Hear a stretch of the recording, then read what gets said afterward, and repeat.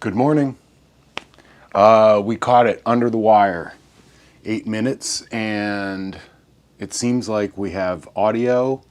I had a couple of false starts in the last few days because of audio, and it was stupid. It was me not pressing the right button and actually making it work.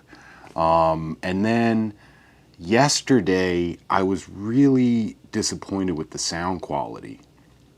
And I'm having a hard time. I can't monitor the audio properly, really, just because there's a delay and it sounds like echoes in my head. And the software I'm using doesn't even really support audio monitoring, and I don't have a good way to do it yet. So I'm still working on things. I went back to the very first attempt.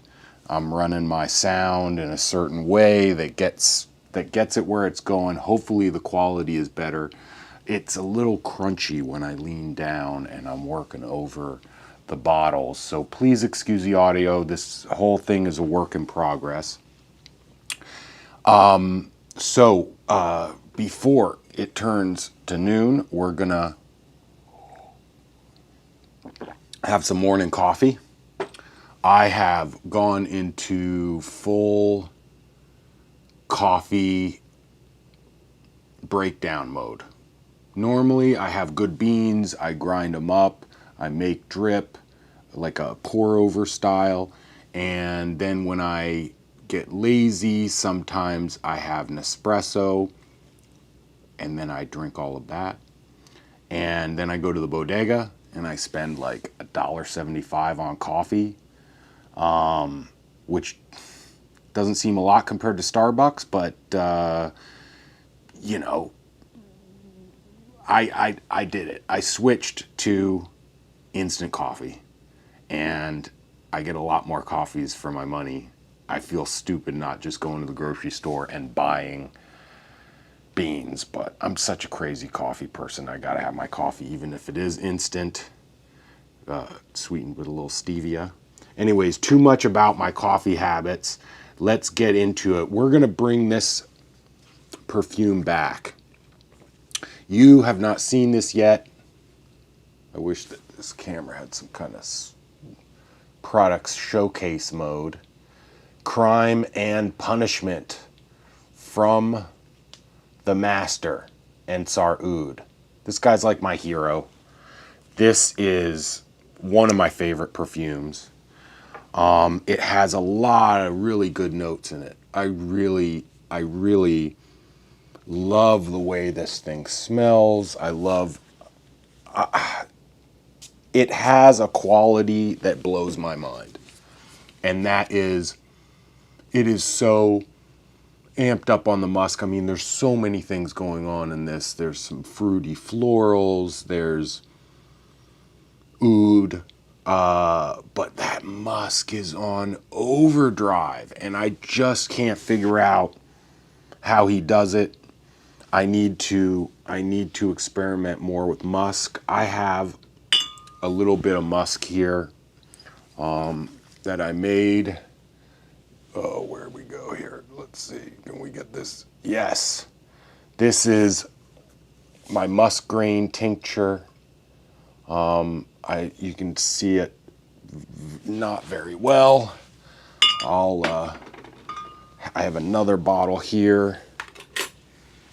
This one I didn't shake up. Oops, where is it?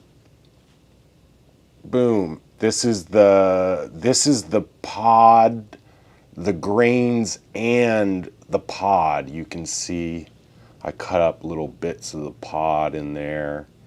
And these tinctures are about 3%, both of them. And it was my first experiment with musk. Getting a pod, cutting it open, messing with the grains.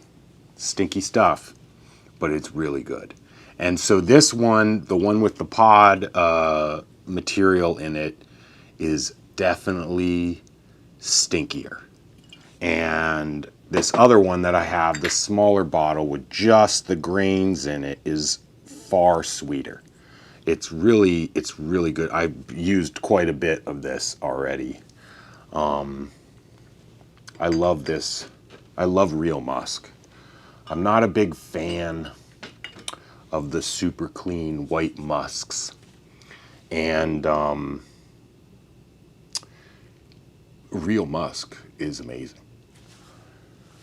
So we're going back to this Ensar Oud. I love the presentation. Where are we? Let's get this in front of my face. I love the presentation. You can see it's in this leather case. The juice is real dark. This is a magnificent perfume. I haven't sampled all of Ensar's perfume. We talked a little bit about Ensar's perfume yesterday. But I did get out some of my other Ensar perfumes. I have his couple little sample vials. This one here. This one here. It's not going to pick it up. Anyways, this one here is Iris Noir. And that's the one I couldn't figure out the name yesterday. And then this one is Monsieur Oud. I like this one a lot. I don't know how to describe it. I'm not super familiar with it because I've just used you can't even see me. What? Maybe you can see it here. Just a tiny little bit. But I've worn it a few times. This Iris Noir I'm more familiar with just because I purchased, where is it? I can't imagine I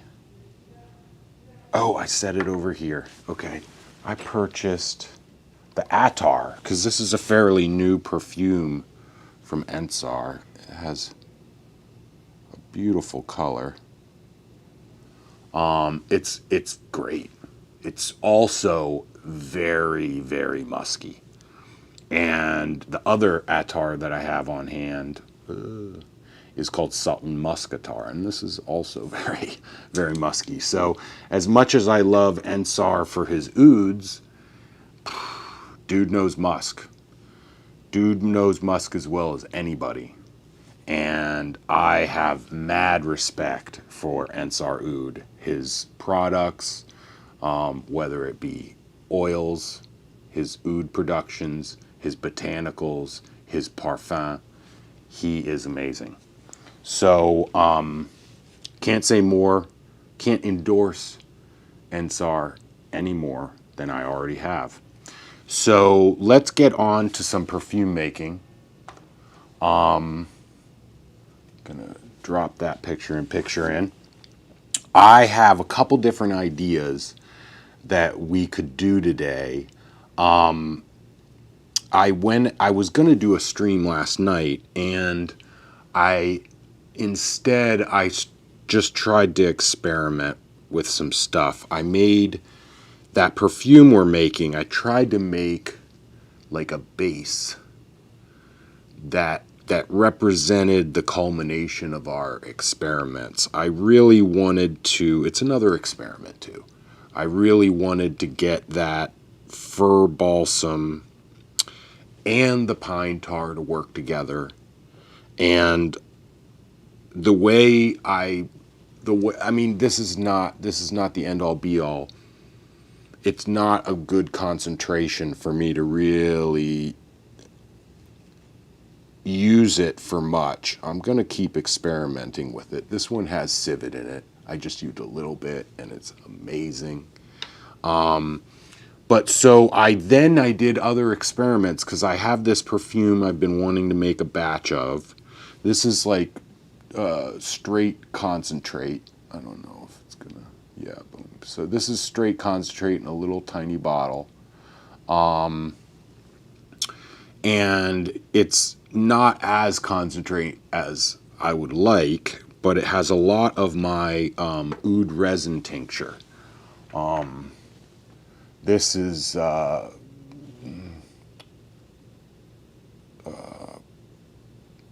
from Cambodia, Cambodian oud resin. I got it from Ensar, and that was like the first tincture I really made. I had bought some, I don't have the bottle here, I think I ran out of it. I had bought some Vanilla Absolute from this company here in New York called Enfleurage, and they have some pretty good oils. I mean, it's funny because I have bought some of these like cheap oils from Amazon. I shouldn't say cheap. All essential oils are, you know, they charge you something for it. But it's funny because I've really enjoyed certain of these less expensive oils more than better oils. For instance, Mandy has a beautiful myrrh. This myrrh is magnificent, from Namibia, and it's fantastic. It just has a character that is a little bit different from, say, the myrrh I got at Enfleurage. And I don't have the bottle right out, but I have a solution. And like I was saying yesterday, this myrrh is sweeter, less medicinal. It's more useful for me, even though I would say Mandy's is a higher quality. So let's get into perfume making, because I don't want to just go on and on. Anyways, the reason why I mentioned this perfume that I made, it's called the Barber's Surgery, is that I was thinking it might be cool to just demonstrate simply filtering. Because this has, like I said, a lot of that oud resin tincture. And so when I looked at it this morning, it was just a cake of residue at the bottom. And I have another perfume here that I made, and you're not going to be able to see this. Maybe. It's not as much. I should have let the other one sit. There's not as much resin in here. I need to get a close-up shot for you guys. But there's, you know, I need to filter this one too. So there's two perfumes. One is a perfume. This is like eau de parfum concentrate.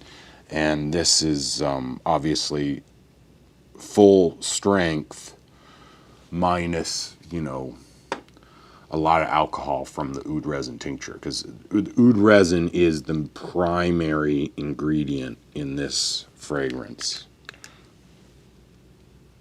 And I used some, that's another thing I wanted to talk about. I used a sneaky ingredient in this. And that is, and this is another one of these less expensive oils. Let's see if I can, boom. This is hyssop from Eden's Garden. I just got this on Amazon.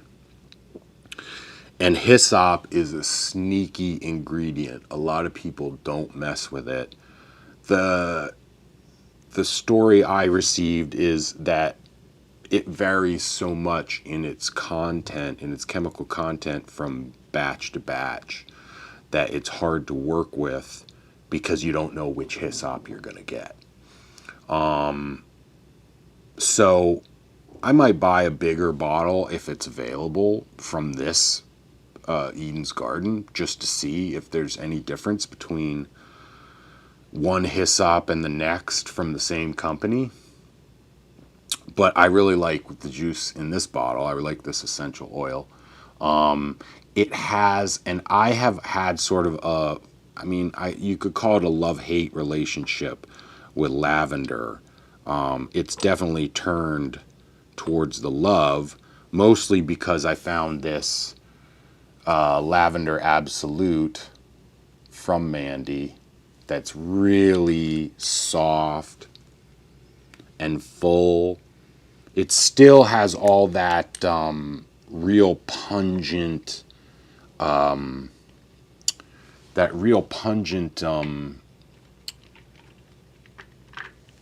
lavender quality that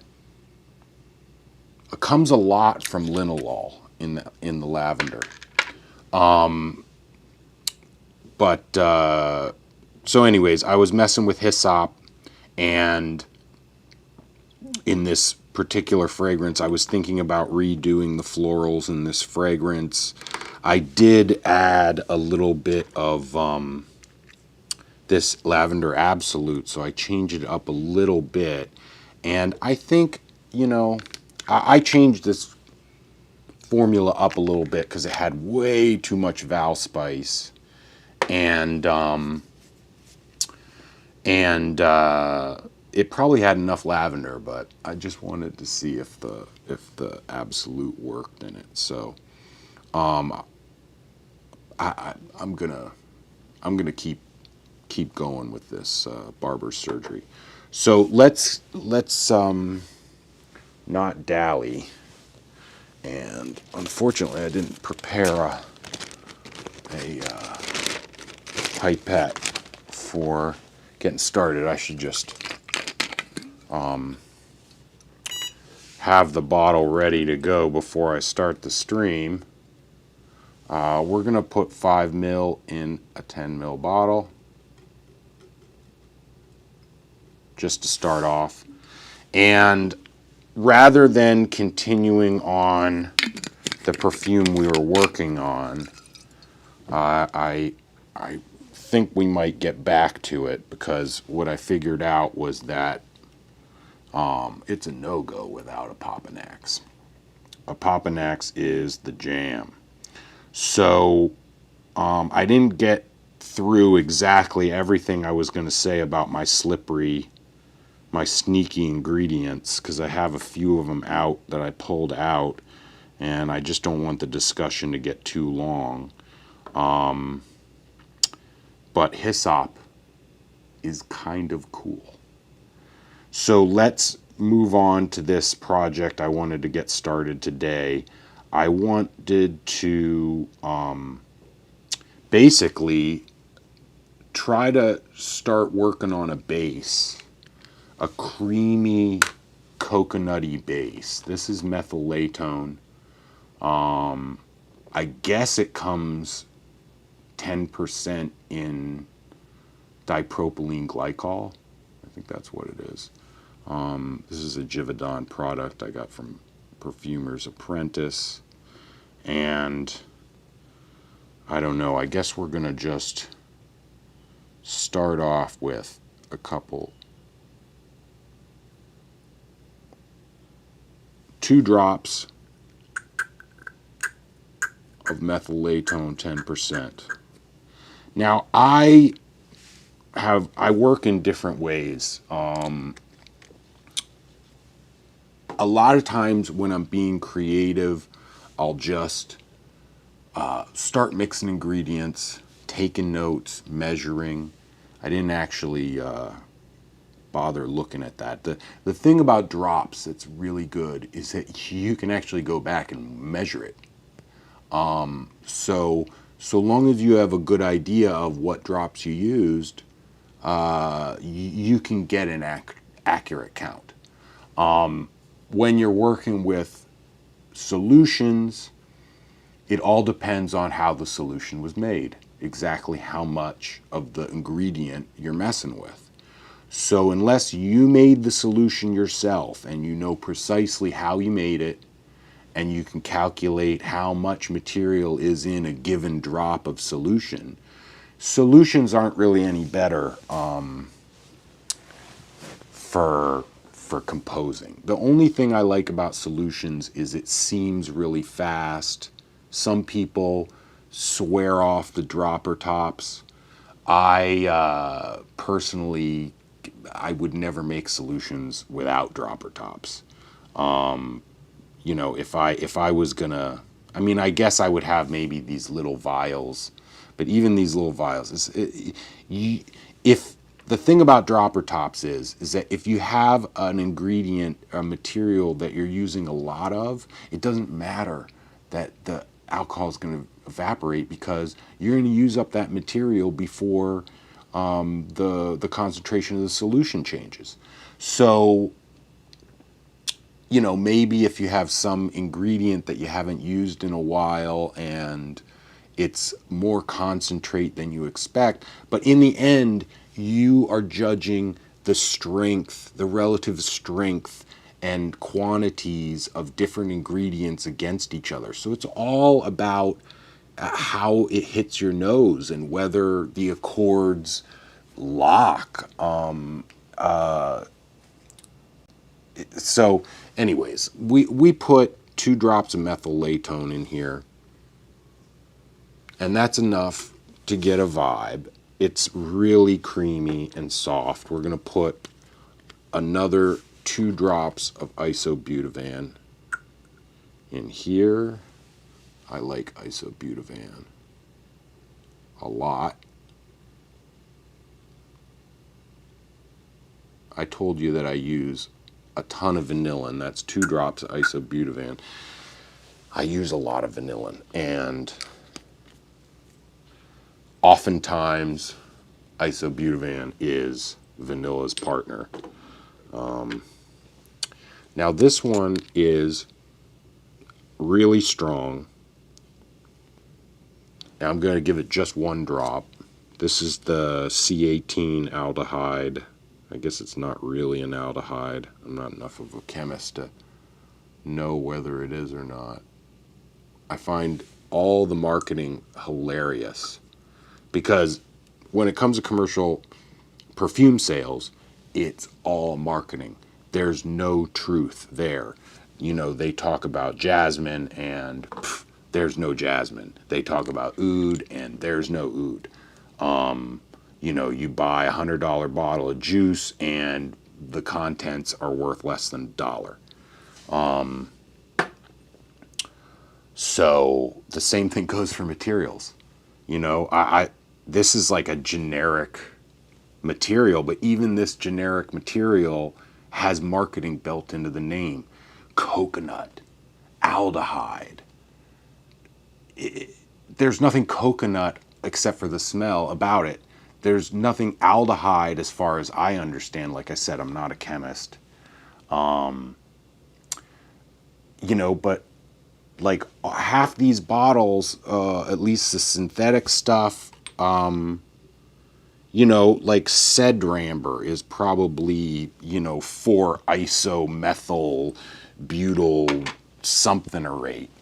You know, and they give it a cool name, Cedramber. And I'm like, yeah, I like the smell of that.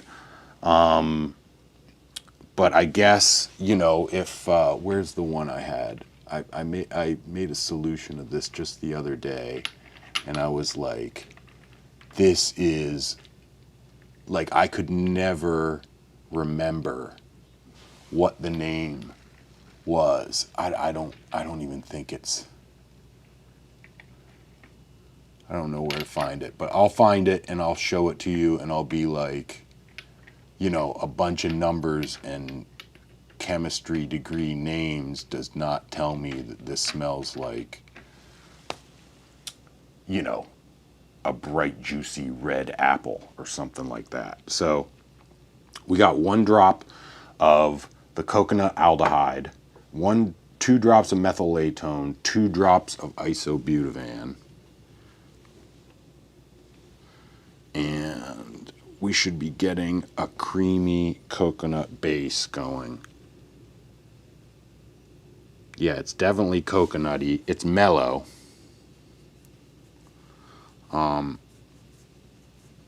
And I also wanted to put in some dihydrocoumarin. I'm going to put in just 1 drop of this bad boy. I don't think it would harm us at all to put 2 in, but oh man, I messed that up. I don't think it would harm us to put 2 in, but I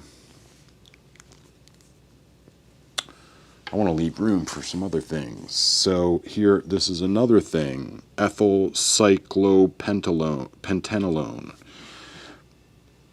I like this stuff just because it seems, I mean, you know, this is the whole thing, is that like this stuff is 50% in propylene glycol. I'm also just going to put 1 drop in there just to see how it works. It smells very similarly to this ethyl cyclopentenolone. You know, the name might imply that it smells very similar to this powder.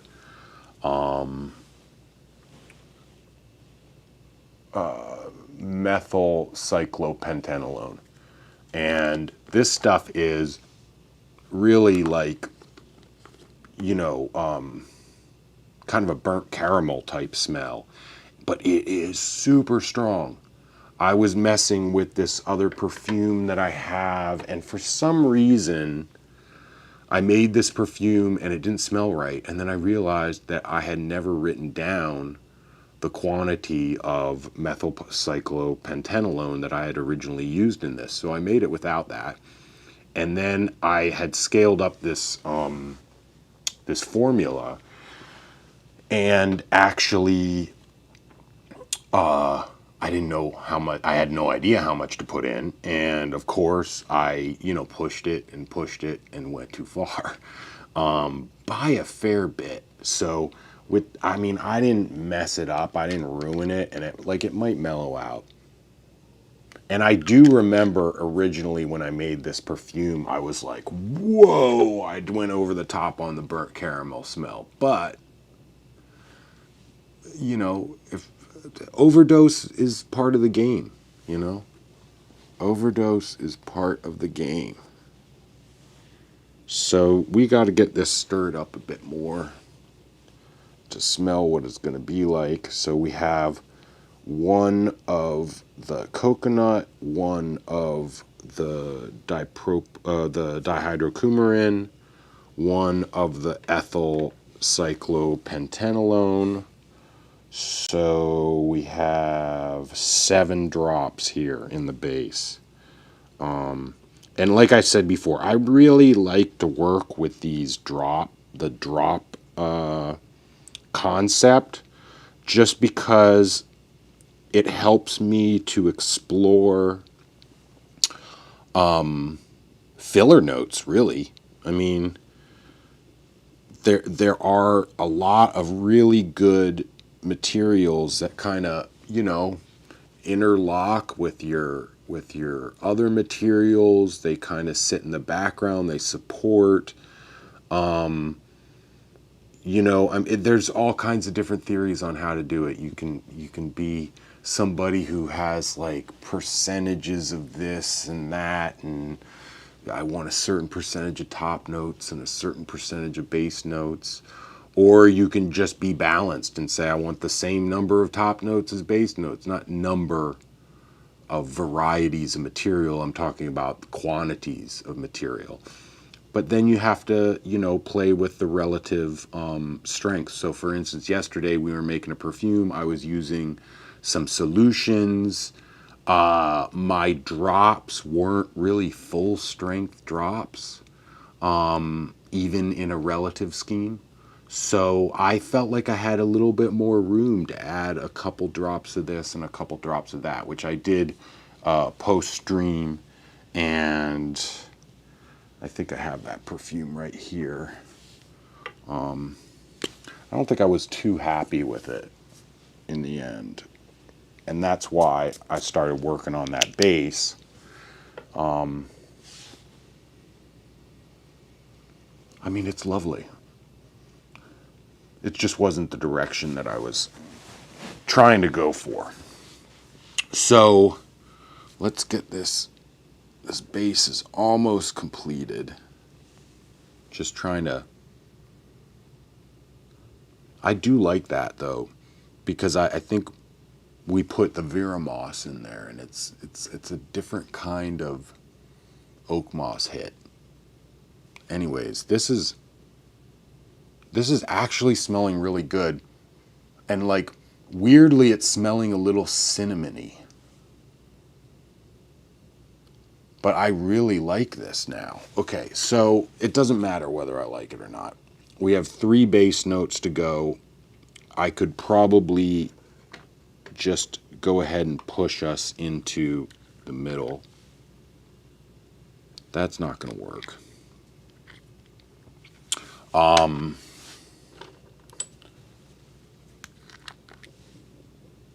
Yeah, that's not going to work either. Let's get that. This stuff was cool. We played around with this stuff yesterday, and I'm just going to go ahead and give it 1 drop. We'll probably put another drop in. This is that apple isolate that we were messing with, and I don't know if apple is going to be perfect with our coconut or it's going to be terrible, but we're messing with it. Apple in our coconut. I mean, I guess coconut kind of goes with, you know, tropical stuff. I don't really have a good handle on my pineapple notes. I got a ton of pineapple notes, and I have no idea how to really use them. Oh, but that's nice. That's really nice, because with that ethyl cyclopentalone, you have sort of a caramelized apple going here. And it might be burying the coconut a little bit. I'd like to figure out what we can do in the middle to actually amp things up. And I don't want to just run along to my go-tos, but this is an ingredient that will definitely work in our current scheme. I find Lang Lang to be quite a strong material, so I'm not going to dare go more than 1 drop, and it'll probably just totally take over our scent, since we don't have a lot going on in there yet.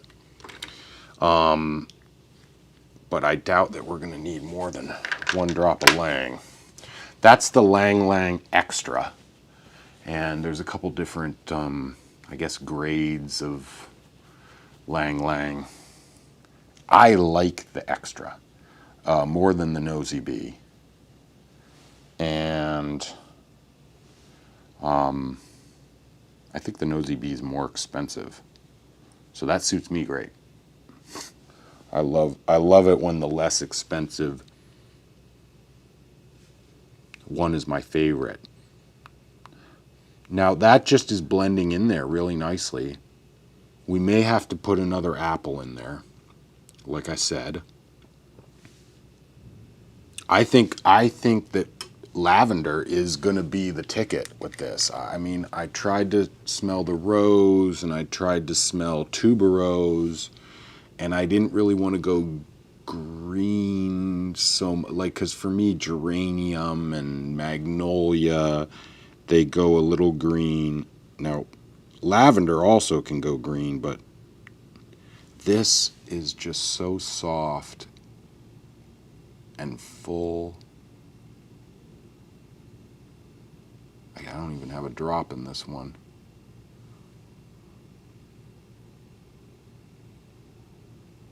I'm gonna have to go back in for, I'd like to say go back in for more, but I gotta go back in for some. Yeah, so lavender is what we're gonna go with here.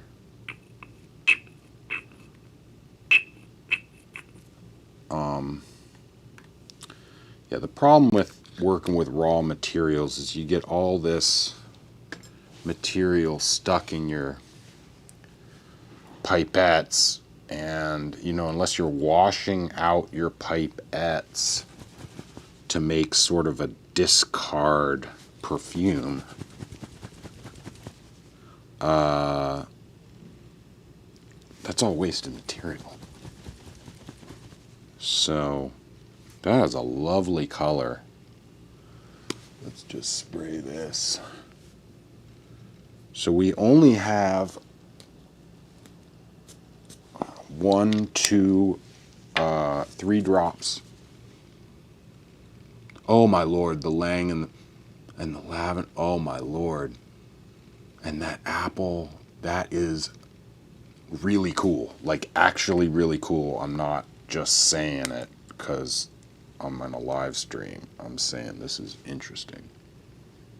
So we got that creamy coconut, slightly burnt caramel, with a real fruity floral, soft fruity floral. I don't know if we want to amp up the powder, because we could go coumarin, and I just think we're going to steer clear of the alpha ionone, and we're going to try to do something else in the base. I had thought about doing vetiver in the base, but while I'm thinking on that, we're just going to add some top notes. I don't have a lot of this solution, and I'm waiting on a bottle of this material. This is gamma octolactone, which is kind of my favorite material for getting 3, 4, 5, 6, 7, 8, 9, 10. We're going to start with that. That's a 20% solution of gamma octolactone.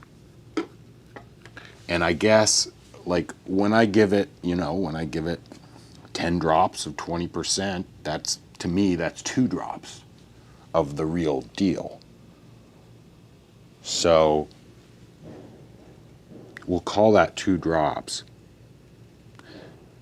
And I don't think it amped up the coconut at all. So I'm going to try to squeak out as much more of this as I can. I'm just dragging the bottom of the bottle. 1, 2, 3, 4, 5, 6, 7, 8, 9. 9. I definitely got a 10th drop in here. Okay, so I put 20 total drops of gamma octolactone, 20% solution in there. Hopefully we have a little bit more coconut on top. And we definitely do. Doubling that up just was perfect. Okay, so we only have 3 in the middle. I put the dihydrocoumarin in there. I'm going to put 1 more drop of regular old coumarin in there.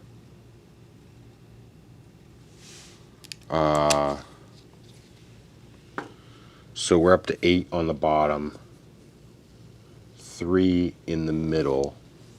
I want to go ahead and add my 2nd drop of apple to get us up to 4 in the middle.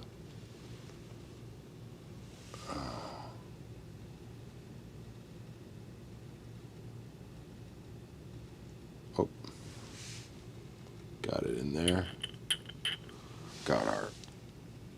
second drop of apple in there.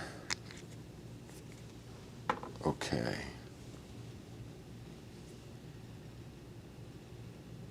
Hopefully that didn't ruin everything.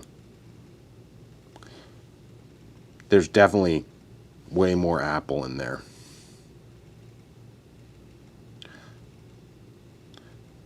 Way more apple in there. Maybe I'm gonna have to do a I'm just going to increase the amplitude on all the rest of our middle notes. Let's try to get another drop of lavender in there. Oh, again, dripped it on the side. Another lavender and another lang. Where'd our lang go?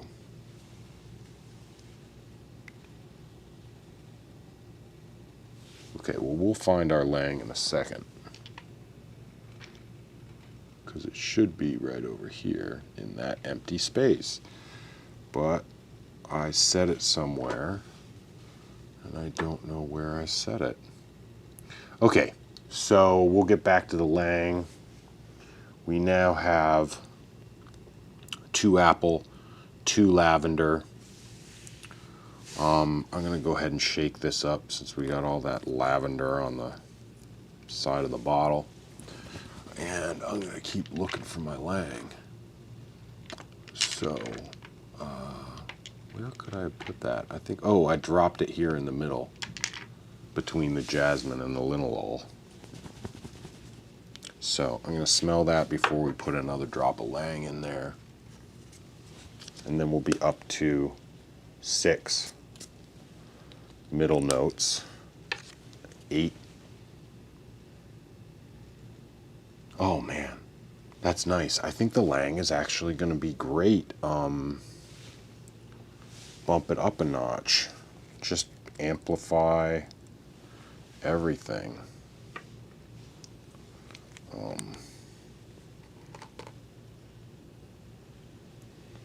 Okay, I'm just going to go ahead and drop it, right? Boom, another drop of lang. Okay, we have, I think instead of going to 10 drops, I'm just going to keep this at 8. 8 in the middle, top and base. We put 4 drops on top already with that addition of 10 at 20%. So we got coumarin, we got our base is completed as far as I'm concerned. We need to add a couple drops in the middle, and I don't know if this is the right call or the wrong call, but I put it away, so who cares? Let's see, where did I put that? Here. Okay, so I'm gonna just, this to me feels like a little bit of a no-brainer, and like I said, it might be screwing everything up.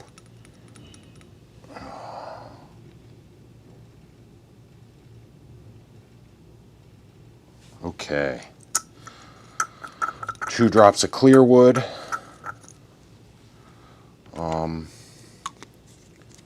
And then we need 4 more drops on top, and you know, this is just a complete and utter no-brainer. Oop. I'm gonna put 4 drops of bergamot in there because bergamot is always good.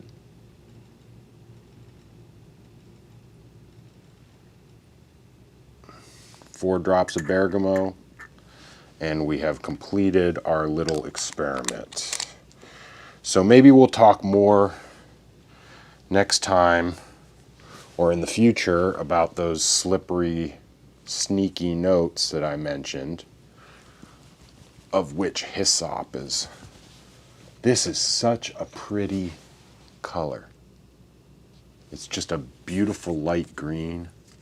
That lavender. I don't usually work with materials that are, you know, perfectly clear, So my perfumes usually end up like brown or dark in some. Oh, that smoothed out the top so well. This is interesting. It's a little bit based out. It's a little bit keyed up on that burnt quality. I may have to make a solution that is a little less concentrate of that ethyl cyclopentalone. Anyways, we have successfully done our morning coffee right before noon. So I'll just sign off and we'll catch you next time.